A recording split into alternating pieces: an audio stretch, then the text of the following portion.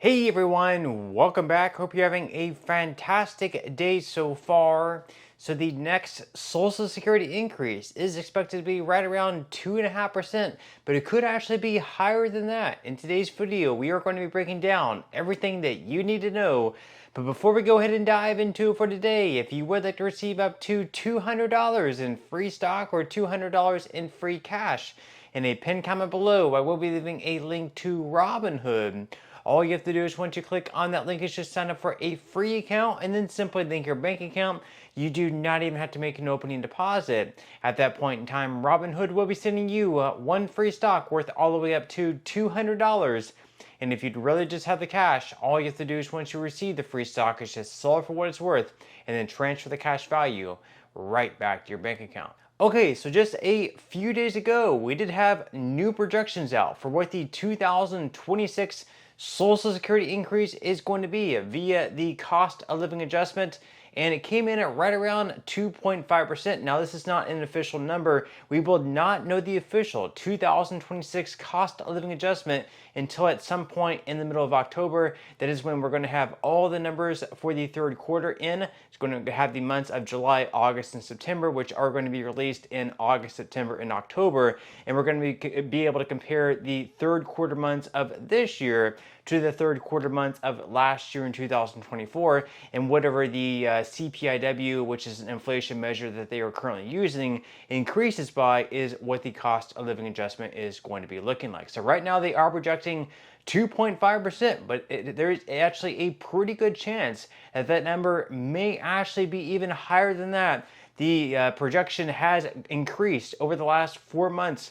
So we will see if that keeps increasing because of one big factor. So according to Newsweek, the Senior Citizens League has predicted that Social Security's 2026 cost of living adjustment will be 2.5%, up from April's prediction of 2.4%, and while May's prediction is slightly higher, up from March's 2.3% forecast, it has not surpassed the 2.5% adjustment awarded for 2025, although TSCL's predictions have now increased for 4 consecutive months. So 2.5% is the exact cost of living adjustment that we received this year for 2025. So if we had the same COLA for 2026 as well, that would mean, of course, inflation has not been going down, which is what the goal has been under the Trump administration. Now they go on here to see that TSCL, one of the country's largest nonpartisan senior groups, unveiled its May forecast on June 11th.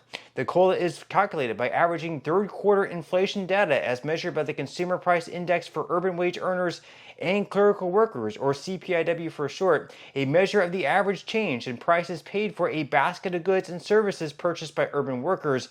However, the TSCL also said in its report that the Bureau of Labor Statistics faces unprecedented challenges collecting data for the price index used to calculate COLA. So the U.S. Bureau of Labor Statistics shared a notice back on June 4th, saying that it was reducing sample in areas across the country, and a number of cities had already been suspended from consumer price index collection entirely in April. So Omaha, Nebraska is one of the cities that they stopped collecting data from.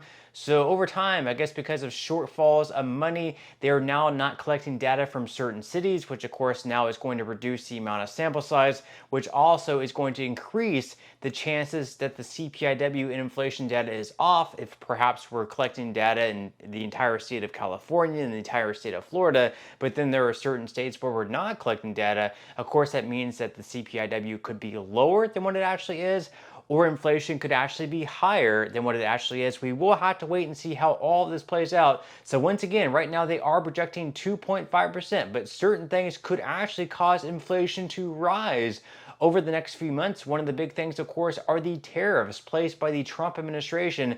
And we actually had the former Treasury Secretary in Janet Yellen actually predicting that inflation will be rising. So according To CNBC, former Treasury Secretary Janet Yellen predicts that President Donald Trump's tariffs will cause prices to rise and average household income to fall despite a slowing trend in the U.S. inflation rate. She said, quote, "I would expect inflation on a year-over-year basis of this year to shoot up to at least 3% or slightly over because of the tariffs," Yellen said Thursday on CNBC's Money Mover. So if it does rise up to 3%, that of course would also mean a higher cost of living adjustment as well. It wouldn't necessarily mean a 3% cost of living adjustment, but it could perhaps mean like a 2.6 or 2.7 or even 2.8% cost of living adjustment. If we do see inflation rise, that's obviously going to backfire on Trump's administrations and their plans with these tariffs. It's not going to be a good look if we see inflation can start to rise once again after it began to fall over the last year or so. Now, they go on here to say that the Biden-era cabinet secretary made the prediction, even as she noted that when it comes to Trump's tariffs, there remains a huge degree of uncertainty about exactly what is going to go into effect. But I definitely expect that we're going to see the impact pricing, she said, that will lower average household income, Yellen added. The most recent and optimistic estimate I've seen suggesting that the average household will see on the order of $1,000 reduction in income due to tariffs and their knock-on effects, she said. And she said it could be greater than that depending on how things play out with the tariff programs. So according to the former Treasury Secretary and Janet Yellen, she does not see these tariffs playing out in a positive manner. Of course, we will have to wait and see though. And of course, right now, we also have the current Treasury Secretary in Scott Bessent basically extending tariff pauses for countries who are in good faith trade talks. So right now we've had, tariffs announced for numerous countries, but those tariffs have been placed on hold while the Trump administration tries to work out a deal with all these countries. We're talking hundreds of countries. It's going to take a long time for this all to get done. So we will have to wait and see how all of it plays out. So according once again to CNBC, Treasury Secretary Scott Bessent signaled the Trump administration's openness on Wednesday to extend President Donald Trump's current 90-day tariff pause beyond July 9th for the U.S.'s top trading partners as long as they show good faith in ongoing trade negotiations. So who's to say what good faith is? How long are they going to continue this extension? Are they going to get something done? We will have to wait and see how all this plays out. Now they go on here to say that the U.S. has 18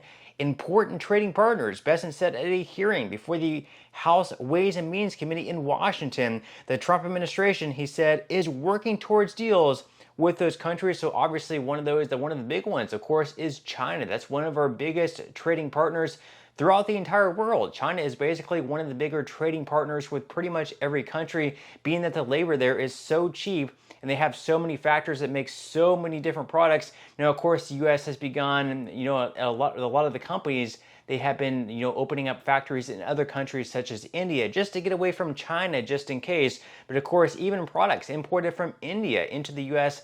are going to have a pretty high tariff as well. Now, they go on here to say that it is highly likely, said Bessent, that for those countries in trading blocs like the European Union who are negotiating in good faith, that the U.S. would roll the date forward to continue good faith negotiations. So again, we will have to wait and see how far they kick the can down the road until they make some of these tariffs permanent. Will they actually take place? Will they not? We will have to wait and see. I don't really see, inflation really seeing that big of an impact until these tariffs do become something that are permanent, and right now not just something that we continue to pause and kick the can down the road. But with that said, leave your thoughts and comments below. What would you think about a 2.5% cost of living adjustment next year in 2026? Is that something that you could live with? Is that something that you would be happy with? Is it something that you would like to see a little bit higher? Leave your thoughts and comments below, but that's all we have for today's video, and I will see you in the next one.